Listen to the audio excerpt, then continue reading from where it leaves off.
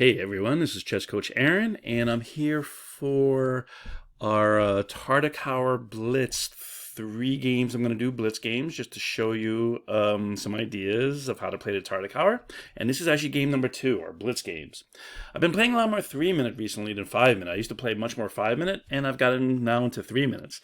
And one thing about the 3 minutes is it can get crazy very quickly. But we're not really worried about the whole game. I'm only really talking about the opening, and this is the Tartakower Defense versus D4. All right, let's get into some moves, and we have D4, and here I play D6. Most people see the Tartakower, D4, D5, and then they play the Queen's Gambit, and you bolster D5. You don't accept, so Queen's Gambit declined, and you play E6 to bolster D5. But here's a little thing I do sometimes, because I've actually been playing a lot of the French recently.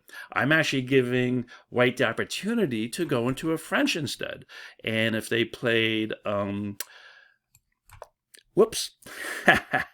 if they played E4, and then I play my D5, we're right into the French. So I'm actually giving the opportunity. So if you play, let's say, Queen's Gambit decline, the Tartakower Defense, for example, or you can play the French, you can actually play E6 against either opening, against D4 or against E4. So you can do it against both, right? Boom, boom. And we're in the French. They really can't stop D5 or D4. And again, you play E6. And if they go E4, you play D5, we're in the French. Or a lot of players will still just play C4 because since they play D4, they're kind of Queen's Gambit players anyway. And you still are ready to play against that with D5. And we're right back into D5, E6, but I played E6 versus D5. All right, that's a lot of talking for just 2 moves. All right, so let's keep going. Knight C3, they attack that D5 pawn. I protect that D5 pawn. They pin that knight, again, putting pressure on D5, taking away my knight's protection. And I unpin it, again, protecting the knight, protecting that pawn, rather, on D5 by unpinning the knight. All right, so this is a very common start.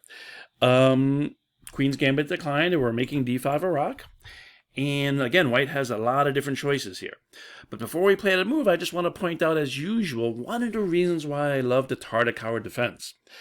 White has moved 2 of the queen side pieces, right? The 2 minor pieces queenside, but black has done the king side.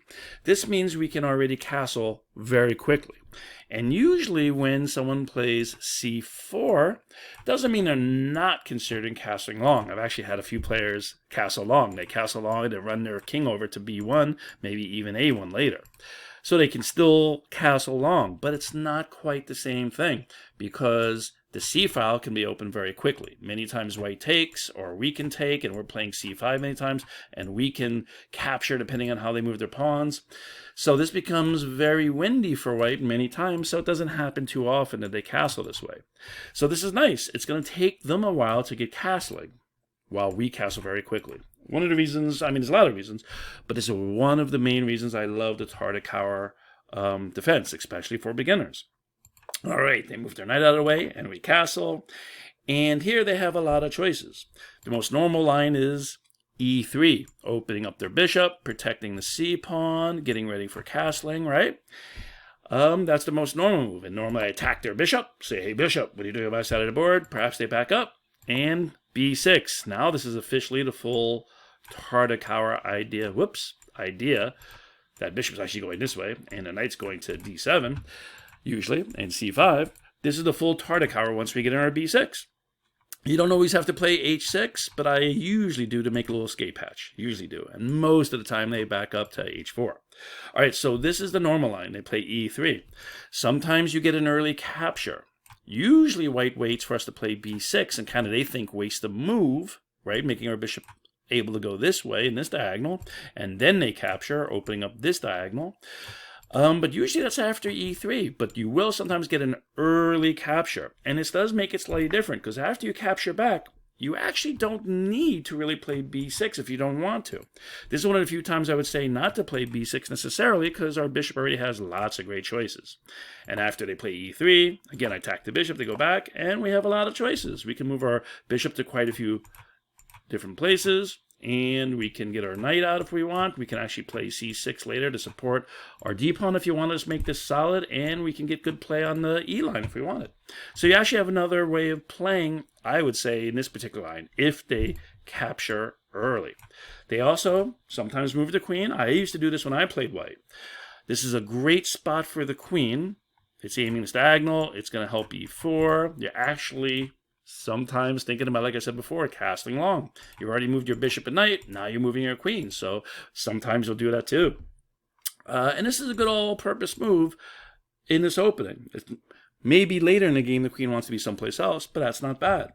And finally, sometimes you get an early rook c1. And actually, it's not a bad move by white, because it does focus down the c-line, so there are ideas of an early capture and perhaps the knight attacking, and once in a while, right, the bishop drops back to one of these squares, g3 or f4, also aiming for the c7 square.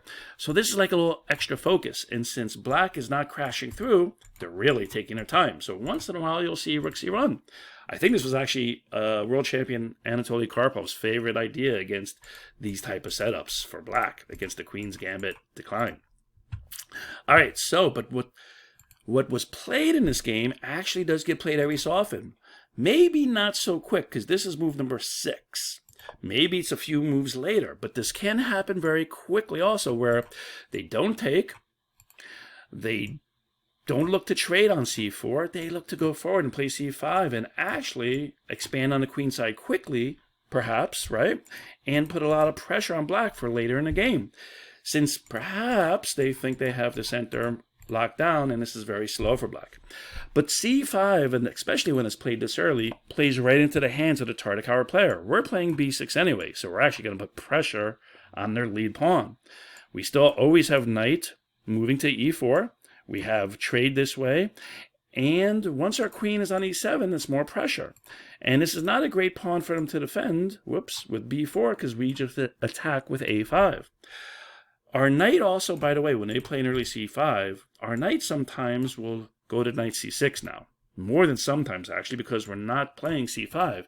They played c5, so unless they trade their c5 pawn away, which I don't think they're going to do, we're not playing c5. Our knight usually goes to d7 to support c5, so now c6 is a good spot for the knight, especially if their pawn goes to b4. We have a target. We can target their pawn on d4, but more importantly on c6, we do want to support e5. e5 is our key now. Number 1, b6, attack the lead pawn, and number 2, e5, and attack the other pawn. So we're going to break down or open up the e-line, and we're going to break down their strong pawns for the moment, their advanced pawns. So there's a lot of things for Tartakower player to do against this, so I really wasn't worried about this. We're not going to go too much further. This is just to show you a possibility of what white can do. Again, in this position, normally they play e3. That's the number 1 move. Once in a while, they'll take early. Usually, you do this a move or two later. I used to play queen c2 in these type of lines when I played white for this 100 years ago or so. Rook c1. It's actually a pretty good move. I have that played once in a while against me. But in here, c5. And again, this is also an idea for white, but usually not quite so early. Usually, they do it a little bit later. All right, so how did I respond? Well, first I asked that bishop a question. I almost always do it. And they backed up. They almost always play bishop h4 in response to h6. But what if they took? Good question. After I capture back, now I might focus on just getting, whoops, this e5 pawn. Right? Once I get my pawn to e5, I actually think black's already totally fine and equal.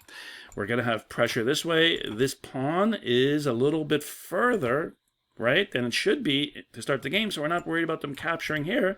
And if we get this pawn duo, we're actually controlling the sweet center, these 4 squares. So black's doing pretty good. We switch over maybe to knight c6, rook e8, get an e5, and I think black's doing wonderful. And that's if they took.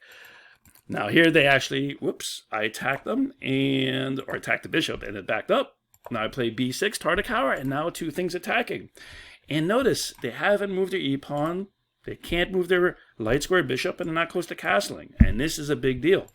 So they play b4 to support c5. I now attack this pawn. And notice if they capture this way, I capture in c5, and these pawns along here are very weak. And the center would start to collapse, and black would take over the center. Fantastic. So they support again. And here I was very, very, very focused on, obviously, the queen side. So I'm thinking about capturing, trading, getting my knight to attack stuff perhaps, getting an e4. But what am I not thinking about, unfortunately, is what I should be thinking about also. And that is, don't forget, a great freeing move for black in the Tartakower at the right time is simply knight to e4. These pawns aren't going anywhere. It's black who controls when to capture, not white, because this capture only helps black. And at the right time, we'll capture, perhaps trade, and try to make everything weak.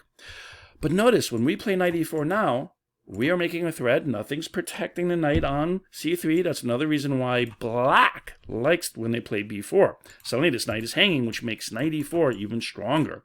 We're making a threat on the knight, and our battery's threatening the bishop. Because they're not even close to castling, making a couple trades and opening up the center, that can only help black. So really, this is the move I should have played, I think. And after something like knight takes on e4, we take e4. Notice we're doing a double attack again. They still have to respond. They trade bishops, get rid of the bishop. Now they got to save the knight. Now, they only have a couple places to go that make sense. Here, right? Or in the center. Most of the time, they're going to play in the center. And maybe they'll think this pawn is weak. They can go forward, get their bishop out. Maybe the knight is strong. And can we play f6 and chase the knight away? Well, not yet, right? Because then that makes g6 totally weak. One of the things you have to be careful about when you do play h6. A couple players will tell you not to play h6, and this is the main reason why. Because they want to move their f pawn later and keep g6 on the guard. But I still like making the escape square and just pay attention. Don't let this happen. An easy fork, right? All right. But one of the things that could have happened here, and maybe should have happened, is this beautiful, again, because they've taken so long to try to get their e3 and get casting going, we actually sacrifice a pawn for a very strong position. This is a typical sacrifice in these type of positions. We're threatening to take the f pawn and just make them lose castling. So they captured a pawn instead. At least they get a pawn for the troubles. But notice, bishop is now buried behind these two e-pawns. King is really stuck in the center for the moment. And after a simple move like bishop b7, they can't even move the g-pawn yet to get the bishop out this way. We dominate this diagonal. This is going to take a while for them to get going. Our queen has a great square. We can move their f-pawn along if we want to. Once we put pressure on the knight, perhaps, we can also make some trades, get our knight out at the right time. And even here, there's more stuff because we haven't done the trades yet with these pawns. If the queen tries to get off the first rank, well, it's protecting the rook, which means we would capture the b pawn immediately. Boom. And notice if they can't castle, if they can't castle this way and they're not casting this way, well, we just want to keep opening up and attacking, and this is a great position for black. It's a lot of fun. So that's probably what I should have played. One more time. In this position, I probably should have played e4. And that's a normal move. Most of the time, I probably play that. But I was so focused on his queen side because not a lot of players play c5 so early. All right. So instead, they took, and I was really considering knight c6 and them, responding at some point, right? Because I'm attacking their b pawn and then trying to get in the e pawn. Their king is still in the center, so I was just thinking about how quick can I go e5? How can I open up the center? And that's a normal way to think. But again, I'm not considering knight e4 when I should. That's a perfect move to also make a trade or two and open things up for black in this position. And after I took here, which again, I probably should do knight c6 or knight e4, but I captured, and again, black was in charge of when they capture. They capture again, and finally I played knight c6. And I will admit, here I was really thinking about knight c6, but I wasn't sure how to respond to queen a4.